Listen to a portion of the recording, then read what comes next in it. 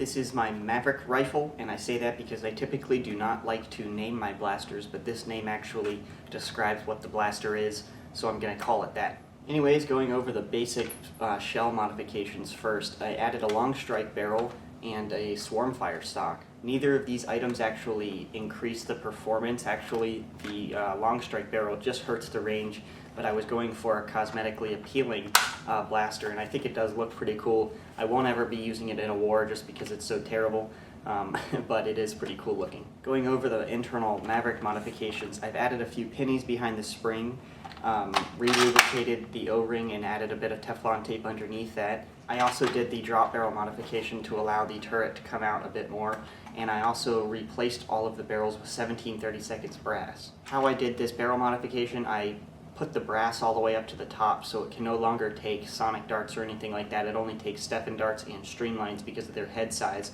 and I thought that would hinder the usability of the blaster, but then I really am not going to use this at all. And streamlines and Stefans work better with the Longstrike barrel because they're smaller, and sonic darts or tagger darts bounce around a bit more, and the range is just not close to usable. This actually performs a bit like stock now, so I pretty much upgraded this and then downgraded with the barrel, so it turned out to be about stock. It's not performing very well, but it is pretty fun to use.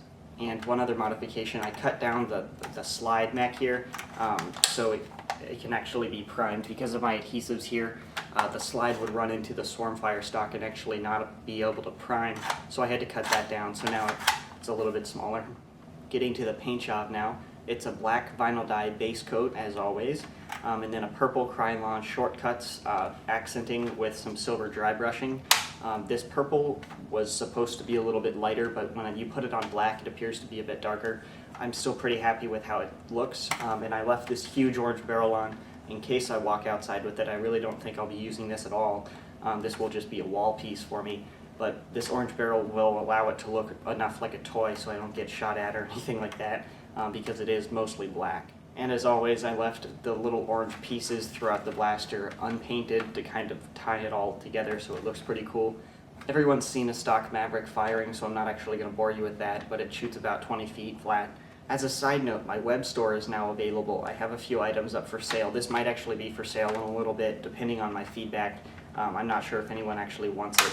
But if you'd like to check out my web store, go to the link in the description box below. It's coop772.com, and find store in the sidebar. Unfortunately, I no longer use PayPal because they're a bunch of commies, but I'm using Google Checkout now, which allows you to use your credit card, and I don't actually see your credit card information at all. It's not like you're giving it to me. It's going through Google, and Google is obviously a reliable company, so that's going to be safe. And to address the question, because I know I'm going to get it, no, I will not put my stuff on eBay because they also use PayPal, and eBay is also a bunch of commies, so I'm not going to support them.